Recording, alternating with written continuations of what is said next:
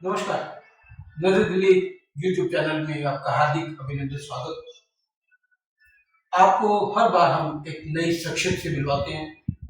आज की इस कड़ी में हम आपका परिचय करवा रहे हैं quicker movers and packers private limited के एमडी माननीय सुनील बंसल जी से। तो सुनील बंसल जी देखिए, जैसे देखने में काफी कम उम्र में इन्होंने बहुत ऊंचाई को हासिल किया। इन्होंने उद्योग जगत में अपने पैकर्स मूवी जगत के अंदर और मीडिया में और आपके राजनीतिक क्षेत्र में सामाजिक में बहुत जल्दी बहुत कम समय में बहुत नाम कमाया। तो आइए जानते हैं हम इन्हीं से, इन्हीं की जवानी, इन्हीं की कहानी। तो आपका सुन जी इस यूट्यूब चैनल पे आपका हार्दिक अभिनंदन स्वागत है। तो आप ये सबसे पहले बताइए कि आप इस क्षेत्र में एक तो पहले आप अपना परिचय दीजिए, आप कैसे क्या करते हैं, क्या काम है आपका, और इस क्षेत्र में आप कैसे। जो मेरा ये क्षेत्र है इसमें एंट्री करवाने वाले जो माननीय श्री रमेश अग्रवाल जी अग्रवाल पैकेज लिमिटेड के जो फाउंडर हैं, उनकी वजह से इस क्षेत्र में मैं आया। और मैं हिसार से रहने वाला हूँ, गाँव डावला से। वहाँ से मैं दिल्ली आया और इस लाइन में मैंने एंट्री की और 16 साल अपनी सेवाएं मैंने Agarwal package and movers limited में दी है।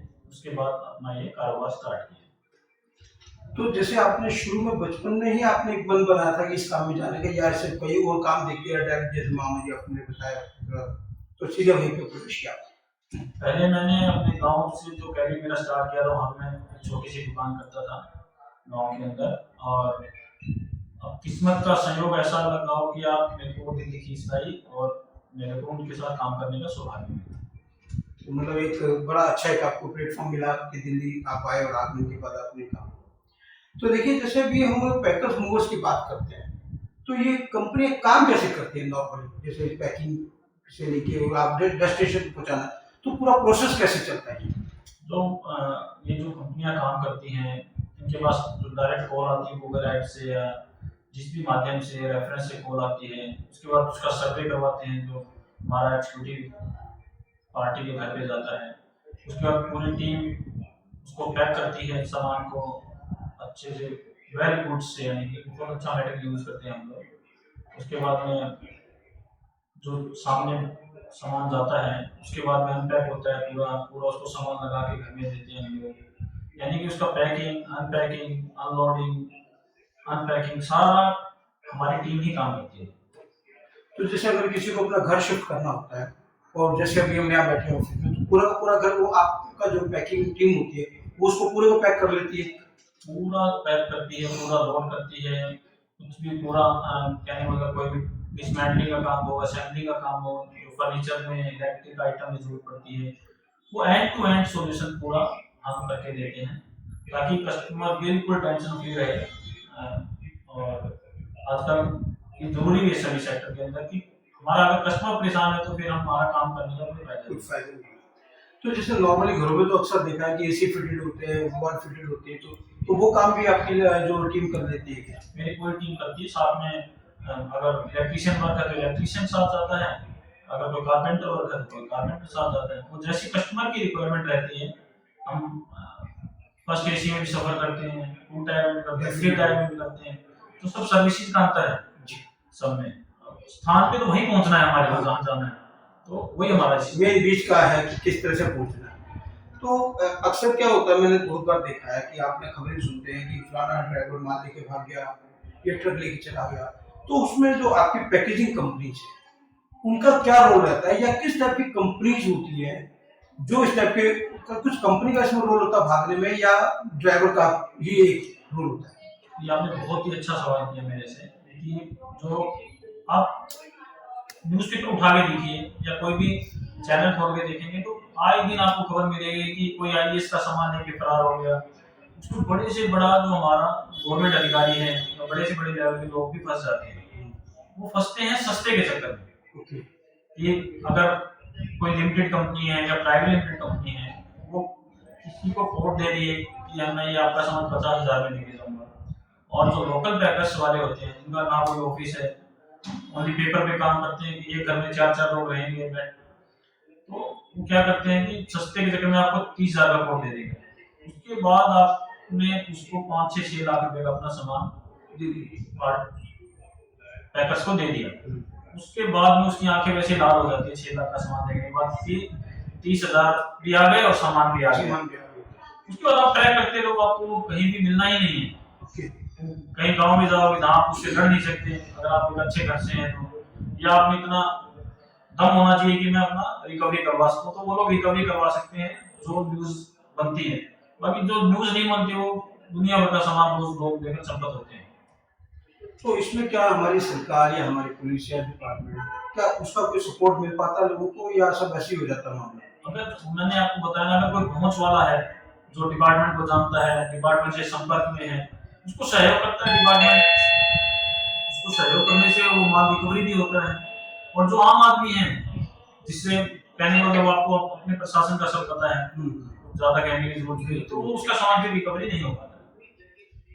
तो बहुत बार कहते हैं जैसे आपने माल बुकिंग करते समय, तो हम इसके बेस पे एक बात बनती है कि जब माल बुकिंग करता है कोई भी क्लाइंट आता है तो उसको क्या क्या सावधानियां रखनी चाहिए। एक माल मतलब अपने डेस्टिनेशन से लेकर जहाँ उसको माल पहुंचाना है वहां तक के बीच में उसको क्या क्या सावधानी कोई कंपनी से बात करते टाइम करते हैं? तो आपने सवाल किया कि उसको क्या क्या सावधानियां बरतनी चाहिए। उसको सबसे पहले तो जो एग्जीक्यूटिव उसके घर पे सर्वे के लिए आ रहा है, डायरेक्ट कोड कर रहा है उसके एग्जीक्यूटिव में, जो भी क्लाइंट है उसको ऑफिस विजिट करना चाहिए। ऑफिस में वीडियो कॉल करनी चाहिए, उस पर कितना स्टाफ है, क्या है, कोई पीएफ एसआई वो भर रहे हैं नहीं भर रहे हैं, कोई यानी कि उसकी कोई बैलेंस शीट है या नहीं है, वो फर्म इंडिविजुअल नाम से पैसा ले रहे हैं या कंपनी नाम से पैसा ले रहे हैं। जो अकाउंट में, या तो आप उसको बोलोगे मैं चेक दूंगा या मेरे को कंपनी का अकाउंट डिटेल भेज दो, मैं उसमें पैसा ट्रांसफर करूंगा। अगर वो डिनाई करता है तो आपको ऑटोमेटिक समझ में आ जाता है उसके हाव भाव से कि कुछ गड़बड़ है। और उसके अलावा आप बोलोगे बैंगलोर मेरे को मेरा सामान जा रहा है दिल्ली से बैंगलोर, मेरे को बैंगलोर ऑफिस का नंबर दे दो, मेरा कोई एग्जीक्यूटिव जाके बैंगलोर ऑफिस एक बार देख लेगा ताकि मेरे को डिलीवरी के समय परेशानी ना हो। तो ऑटोमेटिक उसी समय बोल देगा मेरा तो बैंगलोर में ऑफिस नहीं है। तो ऐसी बहुत सारी चीजें हैं। अगर कस्टमर जागरूक हो, आजकल तो थीम भी चल रही है मोदी जी ने बनाई, जागो ग्राहक जागरूक, तो इसमें भी ग्राहक को जागने की जरूरत है। क्योंकि आपने एक और मैं आपको इसके बारे में बताता हूँ कि आप कोई लोन पे कोई वस्तु ले रहे हो, आप एक एलईडी लोन पे ले रहे हो 60,000 रुपए की, 50,000 रुपए की, या कोई स्कूटर लोन पे ले रहे हो, बाइक लोन पे ले रहे हो।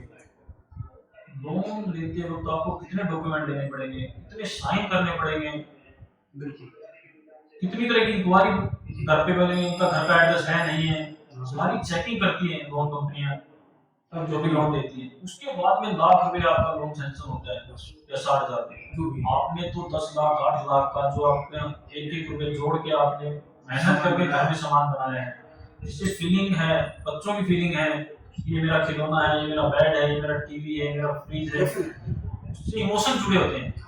ये सामान आप दे रहे हो और आप उसका चेक नहीं कर रहे, तो ये तो हम भी बेवकूफी कर रहे हैं। बिल्कुल, मतलब हम इतनी इम्पोर्टेंट अपने इमोशन भी साथ में दे रहे हैं, सामान तो दे रहे हैं क्योंकि उस हर सामान के साथ इमोशन जुड़ा है। ये मैंने तब खरीदा था, ये मैंने वहां से खरीदा, वो हम उसको एलईडी पकड़ाए थे, बिना कोई इंक्वायरी के उसको सामान दे रहे हैं। तो हमें बहुत इसमें समझदारी दिखानी पड़ेगी, तब जाके हम बच पाएंगे। तो जैसे नॉर्मल एक छोटी फैमिली होती है, 2+2 की फैमिली आजकल ज्यादातर न्यूक्लियर फैमिली, जैसे कहते हैं 2 डबल बेड वाली फैमिली हो गई, तो आप किस तरह से इसको टैली करते हैं? तो जैसे कि 2 डबल बेड की फैमिली है तो उसका खर्चा किस तरह से टैली करते हैं, या जो आप एक बजट उसको देते हैं नॉर्मली वो किस तरह से टैली करते हैं? तो बजट होता है, हम 100% हमारे जो एग्जीक्यूटिव है वो सर्वे करता है, वो पूरा सामान देखता है कि इनका काम 6,000 में हो जाएगा, इनका 8,000 में हो जाएगा, इनका 10,000 में हो जाएगा। सामान देख के कितना पैक उन्होंने किया हुआ है या पैक करना है, कितना मटेरियल कॉस्ट करेगा, कितने फीट की गाड़ी लगेगी, उसके हिसाब से उसके रेट बन पाता है। तो फिर भी अगर हम दिल्ली लोकल की बात करते हैं तो मोटा मोटी बजट क्या मान के चलते हैं? 15,000, 20,000, 18,000? 2 BHK का जो काम है वो 10 से 11,000 में नॉर्मली हो जाता है। 2 BHK का काम 10 से 11। तो जैसे भी आपकी जो कंपनी है तो वो कैरियर में काम कर रही है, तो किस टाइप के ट्रांसपोर्ट आप अक्सर यूज करते हैं? खाली ऑन रोड या है, रेल है या शिप है या एयर वाले, तो किस टाइप की? जो जिस तरह की रिक्वायरमेंट होती है, कोई अगर इंटरनेशनल शिपमेंट जा रहा है तो वो इंटरनेशनल स्टैंडर्ड के हिसाब से जाएगा कि बाई एयर भी जाएगा, बाई शिप भी जाएगा। कोई पार्ट लोड कंसाइनमेंट है तो सब ये तो बाई रोड ही ट्रांसपोर्ट के थ्रू ही जाते हैं। तो हम लोग भी जो नॉर्मल प्रक्रिया है लॉजिस्टिक सेक्टर की वही फॉलो करते हैं और अपना ट्रक में सामान जाता है हमें। तो जैसे बहुत से लॉजिस्टिक कंपनीज हैं जिनके मैंने देखा है कि कुछ अपने कैरियर भी होते हैं, तो क्या आपकी अपनी कंपनी ने भी कुछ अपने कैरियर्स लिए हुए हैं या सब के सब आउटसोर्सिंग हायर्स होती है? इसमें दोनों तरह के हैं, अपने करियर भी हम बना रहे हैं और आउटसोर्सिंग भी होती है। आउटसोर्सिंग। लेकिन जो आउटसोर्सिंग होती है वो एकदम जेन्युइन वेंडर से, जेन्युइन लोगों से होती है।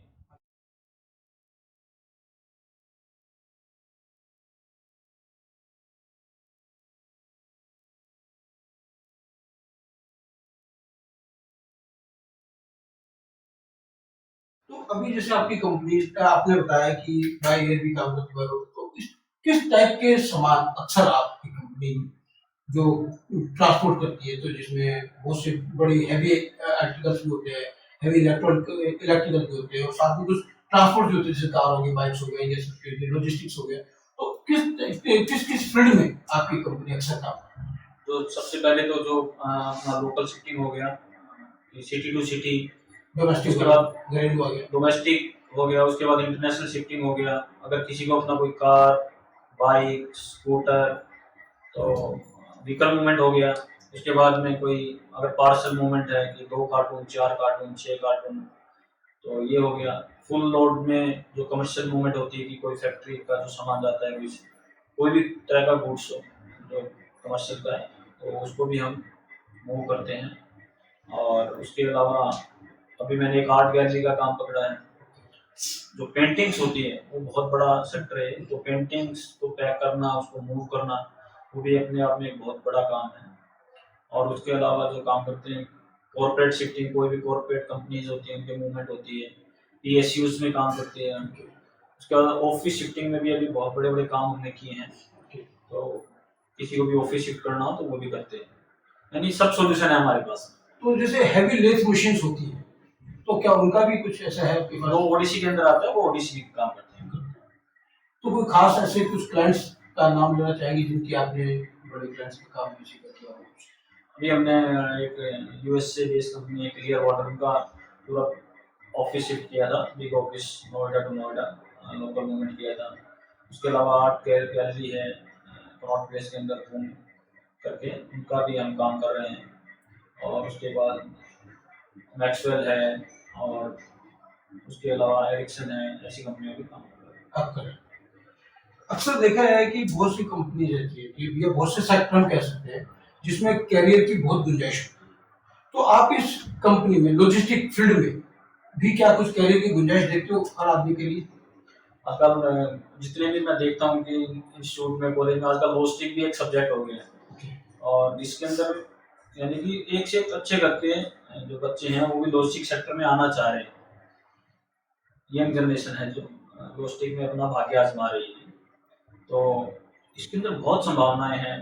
सपोज करो मेरी फील्ड लगा हुआ पैकर्स एंड मूवर्स का, तो हर घर की रिक्वायरमेंट है लॉजिस्टिक। लॉजिस्टिक। किसी न किसी तरीके से हर घर को लॉजिस्टिक चाहिए। बिल्कुल। आपको घर नया बनाना हो तो शिफ्ट होना है, आपको रिनोवेशन करना हो तो शिफ्ट होना, आपने छोटे घर से बड़ा घर लिया तो आपको लॉजिस्टिक चाहिए।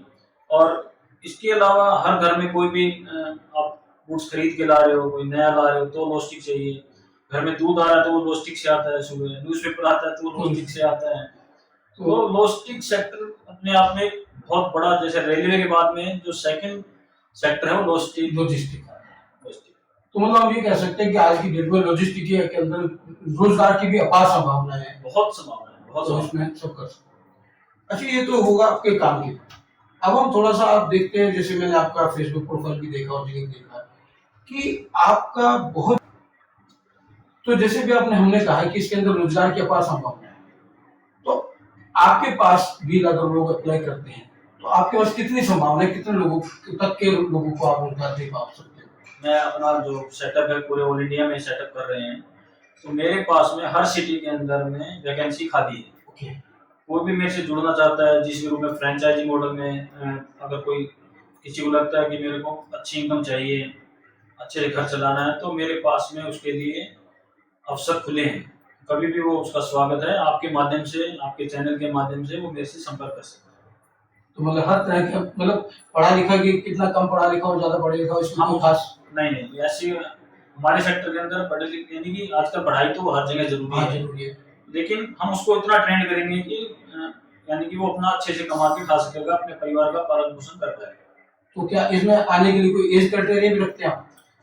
ये तो यंग जनरेशन को प्रेफर करते हैं, बाकी एक्सपीरियंस अपनी जगह काम आता है, तो एक्सपीरियंस पर्सन का भी स्वागत है। सर, मतलब हम कह सकते हैं कि कोई 40 45 50 साल का भी है तो भी आप उसको एक बार के लिए रोजगार दे सकते हैं। तो रोजगार से आगे चल के हम चलते हैं आपके सामाजिक जीवन में। तो जैसे फेसबुक प्रोफाइल में हम देखते हैं कि बहुत सी सामाजिक संस्थाओं से आप एसोसिएट, किसी में आप प्रधान के पद पे भूमिका निभाते हो, और बहुत अलग अलग तरह की भूमिका है आपके पास।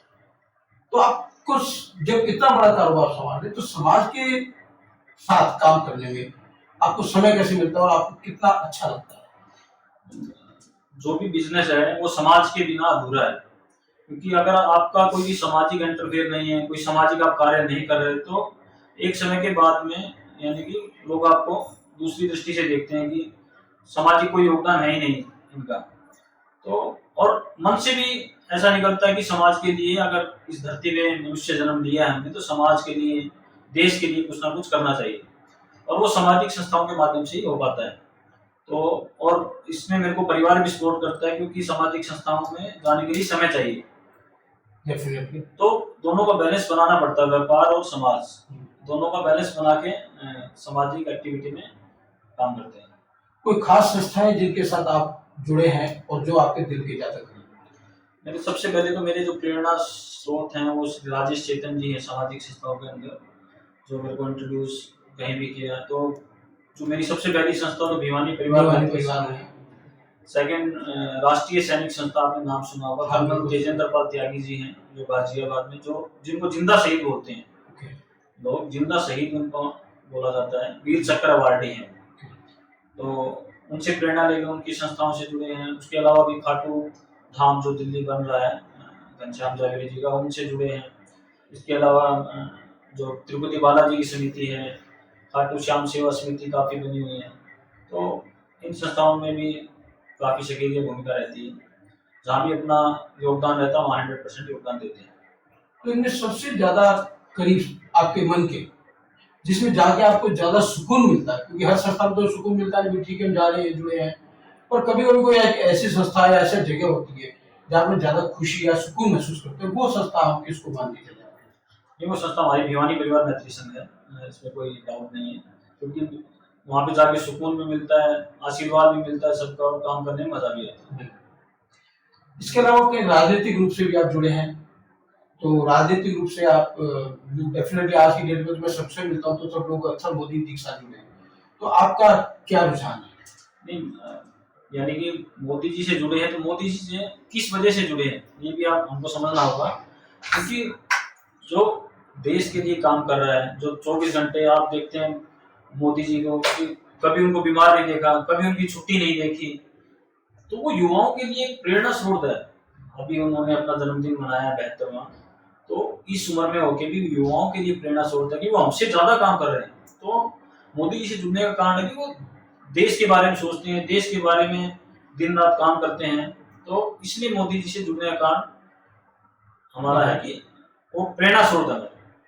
अच्छा, जब मोदी जी की बात आती है तो अक्सर लोग कहते हैं जी मोदी जी की गवर्नमेंट लगभग सब जगह पे बढ़िया काम कर रही है, पर कहीं ना कहीं व्यापारी वर्ग को जीएसटी कहीं ना कहीं परेशान करता है, तो क्या लॉजिस्टिक में भी जीएसटी की भूमिका है, और है तो वो कितना रहती है, तो क्या इससे नॉर्मली महंगाई के ऊपर भी असर पड़ा है थोड़ा सा? नहीं, जो लॉजिस्टिक क्षेत्र के अंदर भी जीएसटी की भूमिका तो हर जगह है, बट जो हमारी फील्ड है पैकर्स एंड मूवर्स की, तो इसके अंदर ये जीएसटी है जो एग्जम्प्टेड है। जो हमारी फील्ड के अंदर अगर आप इंडिविजुअल काम करवा रहे हो, अपने नाम से करवा रहे हो, तो इसमें ना आपको जीएसटी देना है, ना आपको जीएसटी देना है। बाकी जो कमर्शियल गुड्स है, तो वो अपने अपने सेक्टर के हिसाब से जो जीएसटी गवर्नमेंट ने तय कर रखी है, तो उसका निश्चित रूप से कुछ तो असर पड़ता है महंगाई के ऊपर भी, तो जी, लेकिन इतना असर नहीं है। और मैंने अभी देखा बहुत सी लॉजिस्टिक कंपनीज, जब वो हम उनसे बात करते हैं तो कहते हैं जी हम तो सर्विस सेक्टर के अंदर आते हैं तो हम तो जीएसटी लेंगे, और वो 18% के आसपास जीएसटी चार्ज करते हैं, चाहे वो घरेलू सामान शिफ्ट करना हो या कोई भी करना हो। तो ये कहाँ तक ठीक है? ये जो घरेलू सामान में अगर सपोज करो आप अपने नाम से मूवमेंट कर रहे हो और आपको अपने नाम से बिल चाहिए, तो जो जीएसटी ले रहा है वो देश के साथ, सरकार के साथ धोखा कर रहा है। ऐसा जीएसटी का कोई जो प्रावधान नहीं है, ना ही ऐसा कोई विधेयक है कि वो जीएसटी ले सकता है। ये हमारा जो फील्ड है इसमें जीएसटी एग्जेम्प्टेड है। नहीं, अब जैसे आपकी कंपनी प्राइवेट लिमिटेड कंपनी, तो क्या प्राइवेट लिमिटेड कंपनी भी जीएसटी चार्ज नहीं करती है आम आदमी से, नॉर्मल घरेलू जिसका है, घरेलू सामान के लिए? किसी को अधिकार ही नहीं है, चाहे वो प्राइवेट लिमिटेड कंपनी हो, चाहे कोई लोकल पैकर हो, चाहे कोई लिमिटेड फर्म हो, जो जीएसटी ले रहा है वो यानी कि छल कर रहा है देश के साथ में और उस कस्टमर के साथ में। सबसे बड़ी बात है, तो अगर ऐसा कोई कर रहा है तो उसकी कंप्लेंट तुरंत होनी चाहिए। अच्छा, कि हाल में देखा था कि मोदी जी ने कर्तव्य पथ का उद्घाटन किया, राजपथ का नाम बदल के कर्तव्य किया था, तो आपका भी मैंने वहां देखा था, एक रोल था कुछ ना कुछ। तो आपने जो एक जो चेंज था, तो आपने उस चेंज को कैसे फील किया, क्या लगा उसको? जो मोदी जी ने राजपथ से कर्तव्य पथ किया, तो जो गुलामी की जंजीरें तोड़ के, जो उन्होंने भी अपने शब्दों में कहा कि गुलामी की जंजीरें तोड़ के हम जो सही दिशा में जो कदम बढ़ा रहे हैं, और मेरे को भी वहाँ पे जाने का सौभाग्य मिला, नज़दीक से देखने का अवसर मिला, सुनने का अवसर मिला।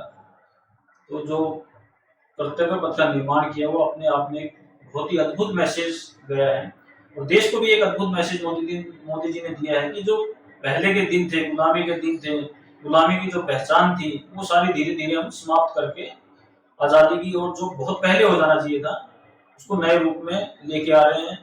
और जो उससे पर्यटन विभाग को बढ़ावा मिलेगा, जो सम्मान मिल रहा है, जो हमारे जैसे नेताजी सुभाष चंद्र बोस जी को जो सम्मान के वो हकदार थे, जो नहीं मिला, आज जाके उनको 75 साल बाद वो सम्मान मोदी जी दिला रहे हैं। या अब उसमें कहीं ना कहीं फिर राजनीति की बात आ जाती है, तो अगर जो कर रहा है तो वो फिर उसका क्रेडिट भी उसको मिलेगा, मिलना भी चाहिए। तो अभी जैसे हमने आपसे इतनी विस्तृत जब बातचीत की सबके, तो अगर हम एक दो लाइन में आपसे कहें कि दो लाइन में आप युवाओं को, आज के जो युवा है, मैंने देखा है कि वो अक्सर एक ही चीज बोल रहे हैं कि रोजगार नहीं है। तो क्या उसकी जो बात है, और जहां तक मैं देखता हूँ कि रोजगार के अवसर खुले में दिन पर दिन, जैसे आपने लॉजिस्टिक की बात की, प्राइवेट लिमिटेड कंपनीज की बात की, एमएससी की बात की, दिन पर दिन कंपनी बढ़ती जा रही है। और मगर बहुत से जो कंपनी जो पार्टीज हैं और जो युवा है, वो कह रहे हैं जी हमें तो रोजगार नहीं मिल रहा। तो इसको आप कहाँ तक कोरिलेट करते हैं, कहाँ तक सहमत हैं बात से? नहीं, जो रोजगार की बात होती है और विपक्षी पार्टियां भी अक्सर सवाल करती हैं कि देश में रोजगार नहीं बढ़ रहा। जो इतने काम हो रहे हैं, इतने हाईवेज बन रहे हैं, मेट्रो का विस्तार हो रहा है, हर जगह इंडस्ट्री लग रही है, कहीं मारुति का प्लांट जैसे अभी इनॉग्रेशन हुआ, कहीं एयरपोर्ट बन रहे हैं, तो ये कोई हवा में तो बन नहीं रहे, किसी न किसी को तो रोजगार मिल रहा है कहीं ना कहीं। तो ये भी विपक्ष को नहीं दिख रहा है। वैसे ही जो जिसके पास बहाने हैं, अगर कोई युवा कहता है कि रोजगार नहीं, अब रोजगार करने मतलब या तो वो उस लेवल पे काम करना नहीं चाहता, जो काम करना चाहता है उसके लिए हर तरह का रोजगार अवेलेबल है, हर जगह अवेलेबल है। वो कम से कम घर से बाहर तो निकले। अगर वो सोचे बैठे बैठे गवर्नमेंट उसको गवर्नमेंट जॉब दे दे, तो हर किसी के लिए गवर्नमेंट जॉब पॉसिबल नहीं सरकार की तरफ से भी। बट प्राइवेट सेक्टर के अंदर इतना काम है, अगर वो चाहे तो काम की कोई कहीं पे कमी नहीं है, ऐसी नजर आती है कि काम की कोई कमी है देश के अंदर, काम पूरा है। तो इसी के ऊपर बस आप युवाओं को कोई संदेश दें, और हमारा आज का अंतिम सवाल रहेगा कि युवाओं को कोई बढ़िया सा संदेश आपकी तरफ से हो रहा है। जो यानी कि मेरा संदेश यही है युवाओं को कि अपना सबसे पहले सुबह की जो प्रक्रिया है, एक कहावत है कि सुबह जिसका 6 से 9 अच्छा नहीं है, उसका 9 से 6 कभी अच्छा नहीं हो सकता।